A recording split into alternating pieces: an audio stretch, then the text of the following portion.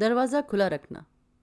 آج سے چند ہفتے پہلے، شاید چند دنوں پہلے، میں نے آپ سے ذکر کیا تھا کہ جب بھی آپ دروازہ کھول کے کمرے میں داخل ہوں تو اسے بند ضرور کر دیا کریں۔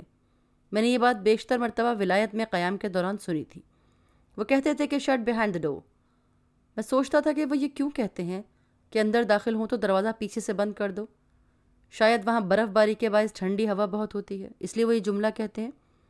لیکن میرے پوچھنے پر میری لینڈ لیڈی نے یہ بتایا، اس کا مطلب یہ ہوتا ہے کہ آپ اندر داخل ہو گئے ہیں اور اب ماضی سے اس کا کوئی تعلق نہیں رہا۔ آپ صاحب حال ہیں، اس لیے ماضی کو بند کیجئے اور مستقبل کا دروازہ آگے جانے کے لیے کھول دیجئے۔ ہمارے بابے کہتے ہیں کہ صاحب ایمان اور صاحب حال وہ ہوتا ہے جو ماضی کی یاد میں مبتلا نہ ہو اور مستقبل سے خوفزدہ نہ ہو۔ اب میں اس سے تھوڑا الٹ آپ سے بات کرنا چاہتا ہوں، کیونکہ جب پیچھے کی یادیں اور ماضی کی باتیں لوٹ لوٹ کر میرے پاس آتی ہیں تو میں چاہتا ہوں کہ کچھ حصہ آپ کا بھی اس میں بنائیں۔ ابن انشا نے کہا تھا کہ دروازہ کھلا رکھنا۔ آپ دوسروں کے لیے ضرور دروازہ کھول کے رکھیں، اسے بند نہ رہنے دیں۔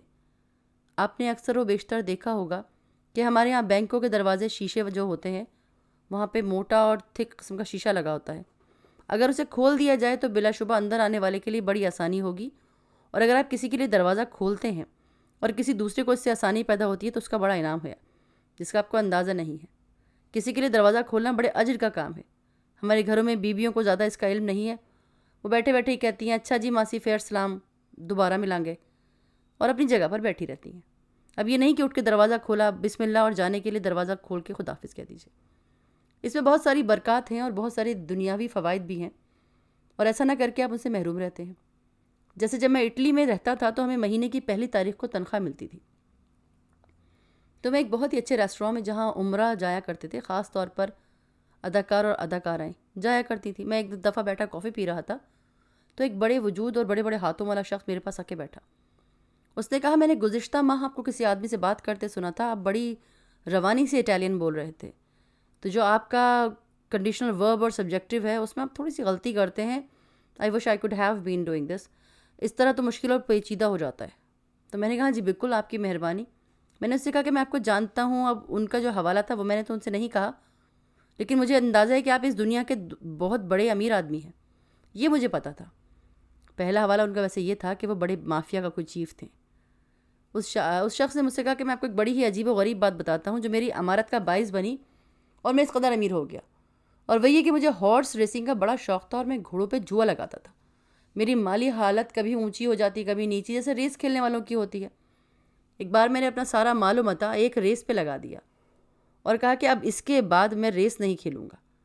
خدا کا کرنا یہ ہوا کہ وہ ریس میں ہار گیا، جیبیں بالکل خالی تھیں اور میں بالکل مفلس ہو گیا۔ جب میں وہاں سے پیدل لوٹ رہا تھا تو مجھے شدت سے واش روم جانے کی خواہش ہوئی، لیکن وہاں جانے کے لیے میرے پاس مقامی کرنسی کا سکہ نہیں تھا جو واش روم کا دروازہ کھولنے کے لیے لاک میں ڈالا جاتا ہے، ورنہ دروازہ نہیں کھلتا۔ اب میں بہت پریشان، کیونکہ جسمانی ضرورت کے تحت تکلیف بھی ہو رہی تھی۔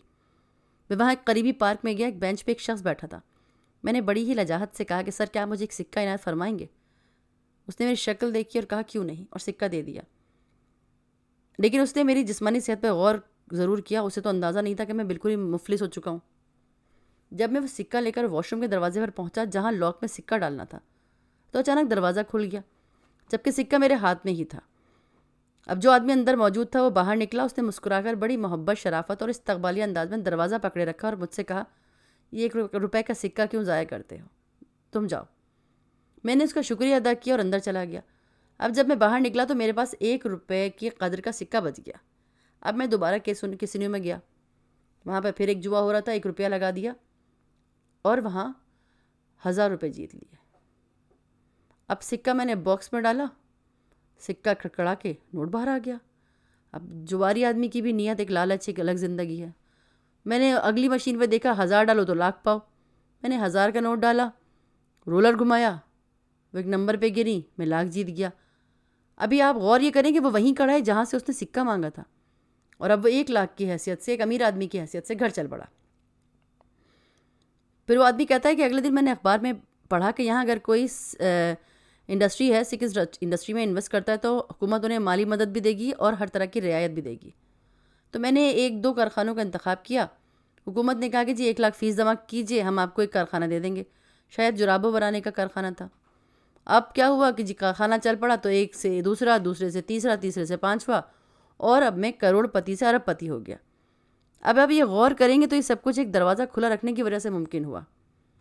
اس نے کہا میری اتنی عمر گزر چکی ہے، میں تلاش کرتا پھرتا ہوں اس آدمی کو جس نے مجھ پہ یہ احسان کیا تھا۔ میں نے کہا اس آدمی کو جس نے آپ کو 1 روپیہ دیا تھا؟ اس نے کہا نہیں، اس آدمی کو جس نے دروازہ کھلا رکھا تھا۔ میں نے کہا آپ کا شکریہ ادا کرنے کے لیے اسے ملنا چاہتے ہیں؟ کہنے لگے نہیں، میں یہ دیکھنے کے لیے اسے ملنا چاہتا ہوں کہ وہ شخص کن کیفیات سے گزر رہا ہے اور کس اونچے مقام پر ہے۔ مجھے یقین ہے کہ دروازہ کھولنے والے کا مقام روحانی، اخلاقی اور انسانی طور پر ضرور بلند ہوگا، اور وہ ہر حال میں مجھ سے بہتر اور بلند تر ہوگا، لیکن وہ آدمی مجھے مل ہی نہیں رہا۔ میں یہ بات سن کر بڑا حیران ہوا اور مجھے انشا جی کی دروازہ کھلا رکھنے کی بات پڑھ کر وہ شخص یاد آیا۔ ایک عجیب بات یہ کہ بڑھاپے میں گزشتہ 40، 50، 62 سال کی باتیں پوری جزویات اور تفصیلات کے ساتھ یاد آتی ہیں، کل کیا ہوا تھا یہ نہیں یاد آتا۔ بڑھاپا بھی بڑی کمال کی چیز ہے۔ اب ایک تو آدمی چڑچڑا ہوتا ہے، اور میں سمجھتا ہوں کہ میں بڑا ہی کوئی پلیجنٹ سا آدمی تھا، بڑا ہی کوئی شریف ہوں، میں تو چڑچڑا نہیں ہوں۔ پرسوں ہی مجھے گیس کا چولہا جلانے کے لیے ماچس چاہیے تھی، اور میں اتنا چیخا کہ آخر کدھر گئی ماچس کہ میرا پوتا اور پوتی کہنے لگے کہ الحمدللہ ہمارا دادا تو بوڑھا ہو گیا۔ میں نے کہا کیوں؟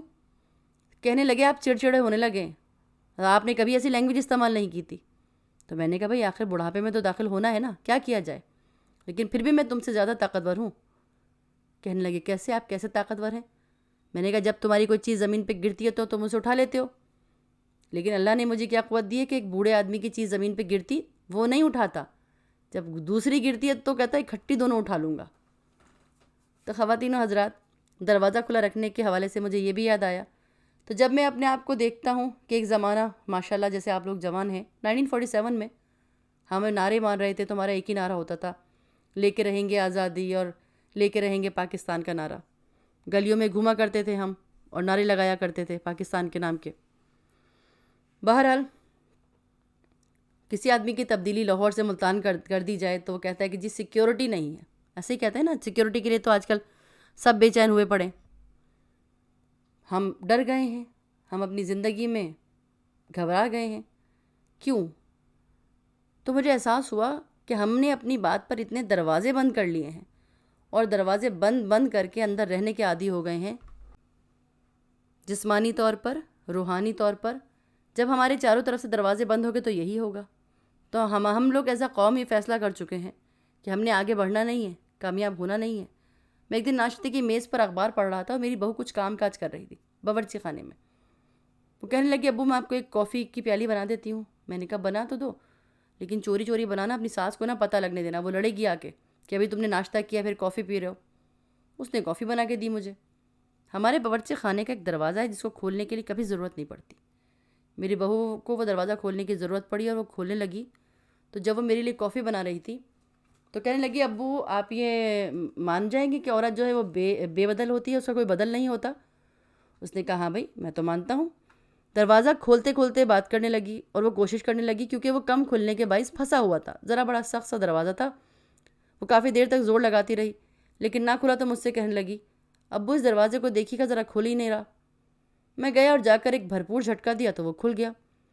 جب کھل گیا تو میں نے بھی کہا دیکھا، جسے آدمی اندر سے ذرا بڑا کمینہ سا ہوتا ہے اپنے انداز میں۔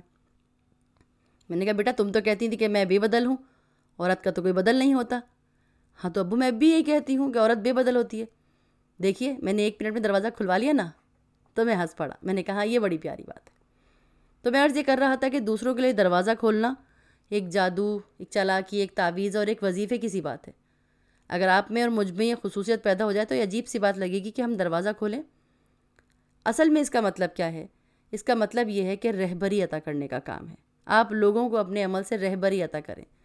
جس نے دروازہ کھول کے اندر جانا ہے اس نے جانا تو ہے ہی، لیکن آپ اپنے عمل سے اس شخص کے رہنما بن جاتے ہیں۔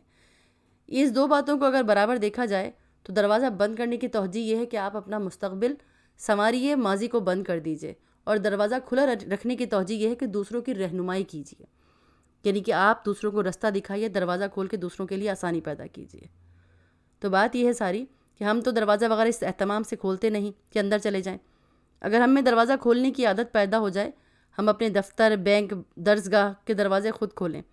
ایک استاد اپنے شاگردوں کے لیے کلاس کا دروازہ کیوں نہ کھولے؟ یہ کام برکت کا اور آگے بڑھنے کا ہے۔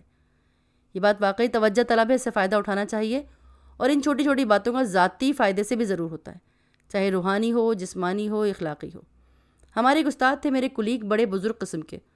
وہ ہمیشہ یہ کہا کرتے تھے کہ رچ آدمی وہ ہوتا ہے جس کی ساری رچنس، اس کی عمارت، اس کی دولت سب کی سب ضائع ہو جائے، اور اگلا دن کیسا ہو، اور اگلے دن وہ نکال گیا تو اس کی عمارت صحیح تھی، اور اگر گر گیا تو اس کی عمارت جھوٹی۔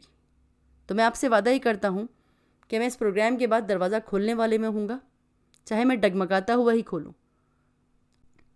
اللہ آپ کو آسانیاں عطا فرمائے اور آسانیاں تقسیم کرنے کا شرف عطا فرمائے۔ اللہ حافظ۔